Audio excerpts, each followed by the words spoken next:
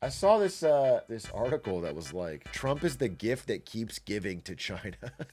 And it really is true. Like, and it just goes through all these examples of the ways that Trump has made it easier for China to find partners and allies. They're probably the biggest fan. I mean, a great example. I'm just gonna give you this great example. We are currently ramping up our trade war focus on India. Now, the previous American strategy was to cozy up to India and make them our friend, because India already has tensions with China, and a rising India is directly counter to China's interests. Being close with India is very good for America. It helps build an Asia-Pacific trade network that cuts China out. In fact, you could get factories to move to India from China. However, Trump has abandoned all that and is now openly, verbally, and tariff trade war attacking India. And it's just driving them away. It's crazy. In fact, America and Europe are both trying to tariff and sanction India for buying Russian oil. But India's response, which I read today, was actually really good, because India just said, hey, look, this is really hypocritical. Because as we are speaking, Europe is still buying more natural gas from Russia than we are about in our entire oil market with Russia. And then America doesn't need as much from Russia, but even America, when you need the supplies, are buying uranium and other things from Russia. When you need something, you're buying it from Russia. And when we need oil, we're buying it the cheapest way we can from Russia. Also, just to be clear, I'm sure we've covered this, but if you had a world map, and you might be wondering, right, when this Russian oil, which I think probably goes out through here, and then here, and then here, and goes to India. But do you know where it goes next?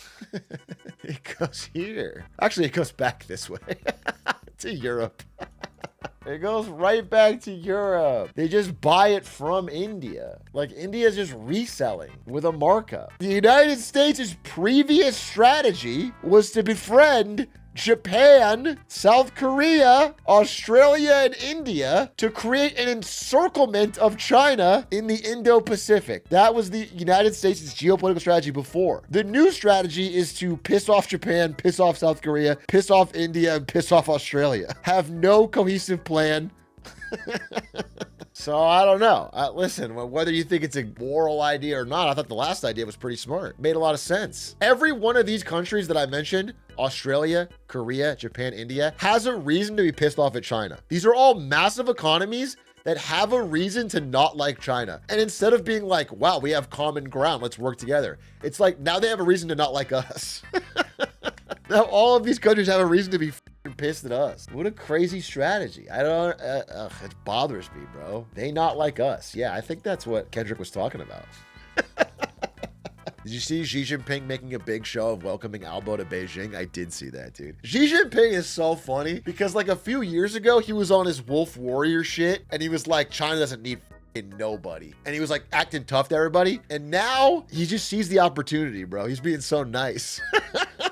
He's going around and just trying to make friends, bro. He's like, oh, what did Donnie say to you, man? Oh, it sucks, bro. All right, in 7th grade, I sat behind this girl that I had a crush on, and she would tell me problems with her boyfriend, and I'd be like, that sucks.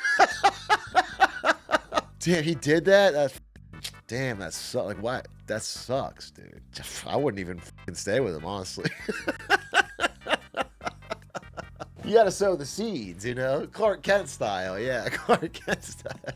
That's what Xi Jinping's doing, dude. Xi Jinping's walking around to Albo and being like, damn, he's tariffing you? That sucks, bro. That sucks. Damn, if only you could trade with somebody who didn't tariff you. Have we talked about this? POTUS is on the roof of the White House. When asked why he's up there, he shouts back to us through his hands, just taking a little walk. Okay. This is the least offensive thing Trump has ever done. I got no problem with a man taking a walk on the roof, do a flip. Wouldn't it piss you off though if he did jump off the roof, did a flip, landed perfectly and was fine? Practicing whimsy. Yeah, I think presidents should practice whimsy. Take a run in the rain, dude. Walk on a roof. Write a poem. Stand on your chair. Spend 2 decades cavorting with Jeffrey Epstein. Just whimsy, dude. You know what I'm saying? Whoa, too far, too far, too far. No, there's a line. You can't wear a tan suit. I don't want to knock Obama. I do for the tan suit, but outside of that, whatever. His time's over. I've said my piece. I'm not a huge fan, but good and some bad. But lately when I see Obama tweet, is the aura gone? it just feels so nothing. He's like, we finally have to stand up and do something, and then no one cares. It's very unk-coded. I don't know what it is. I feel like he used all his aura cooking up the fake Epstein list. Do you feel like he like spent all his creative energy writing that list, and then now he doesn't have that sauce anymore? Yeah, I think Hitstreak said it correctly. It is kind of like a tired of words moment. Nobody wants to hear words, bro. I think people just don't want to hear like we have to all pull together and we can't let this stand. Like who's we? Well, look, what can we do? If you can't do anything, then we can't do anything, bro. Have you seen Obama's playlist tweets? Lil bro does not listen to half that shit. You telling me that Obama's not listening to the Lil Pump remix?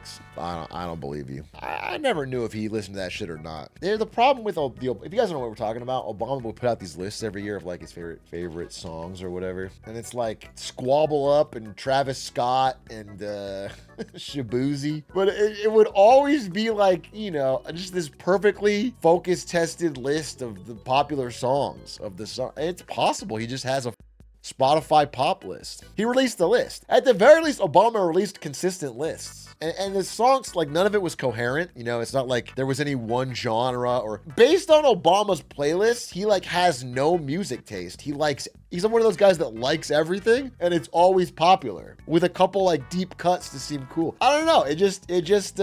It could be real. I'm not an Obama truther on his list, but it always struck me as odd. It would be way funnier if Obama's list was just like 24 heavy metal songs. Just all 24 from the same genre and like some deep cut shit. So you're saying Obama's good at making lists? Holy shit, the clues were in front of our eyes the whole time. Trump dropped the coffee mug as he realizes. Trump walking through the White House wondering who could have made this fake list. Thinking back to Obama, list. Holy X-Files music plays. Walking on the roof. You get to the far off stair. Holy shit, I've been had. It's rock. My girl hates Chili's. What do I do? Please help. She's not your girl anymore, bro. Recognize it. It's never going to work out. Step one is to stop thinking of her as your girl. Your ex hates Chili's. Start thinking about it like that. It's a mental battle, dude. Your ex hates Chili's. That girl you used to know hates Chili's. And now you've moved on to bigger and better things. It's a real red flag. My long-term girlfriend gives me shit because I had Chili's as our first date. Bro, what's wrong with Chili's as a first date? It says you appreciate value. It says you want a good meal at a good price. You want a neighborhood-like, affordable, fun-friendly atmosphere without overpaying. Also, it worked. Long-term girlfriend. So, oh, you want me to say something crazy? I'm gonna give you guys some. This is actually such an old game. This is unk game. I don't even want to tell you guys anymore. I'll just tell you this is the most unk game I can give you, okay? Never, ever, ever, ever, ever first date movie. First date movie disaster. Don't do movie first date. That's my unk game, dude. First date movie is no talking within early minutes. Even if you have dinner first, it's just not it could be a movie. This sounds too forward too quickly, but it could be a movie that you're watching together outside of a theater. But movie theater first date is bad. I'm just telling you, that's bad. It's a better place to do it. Do something active. Go to mini golf. Movie day is the biggest bait and the biggest waste of time. But what if you don't want to talk to or look at your date? Okay, let's get a couple caveats here. Let's say you are someone who really wants to see a movie and you have a date that will pay for the movie.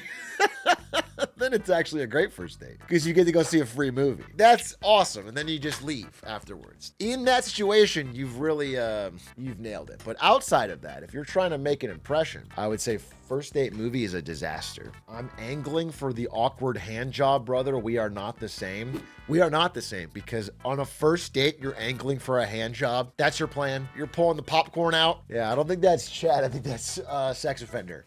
I think that's gross. What if I just get to know her during the movie out loud? So what are your hopes and fears during Tenet? The music blaring. Do you have any siblings?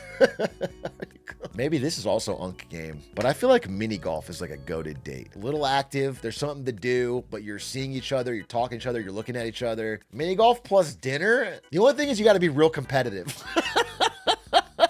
Like if she swings and she misses, that's a stroke. That's a stroke. I'm sorry. +1. Sorry. And like if she knocks into the water, reset from the beginning. No, you don't get to put it down. Reset from the beginning. I don't make the rules. And that way you're sitting off you're giving off by the book provider energy. You're someone who really is gonna follow the rules and go to the top. I did mini golf with my ex. Now she's dating my best friend. He's a better golfer, bro.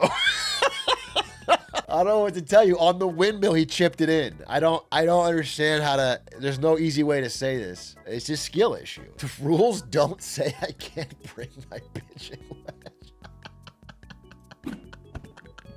Dude, bringing your own clubs to mini golf and pulling them out at a date is actually the You have a caddy? Oh, dude, just make her caddy. Don't even buy her the club and the ball. Just make her caddy while you try to break your record. She carries the clubs around. Give me my 5-iron. I'm gonna...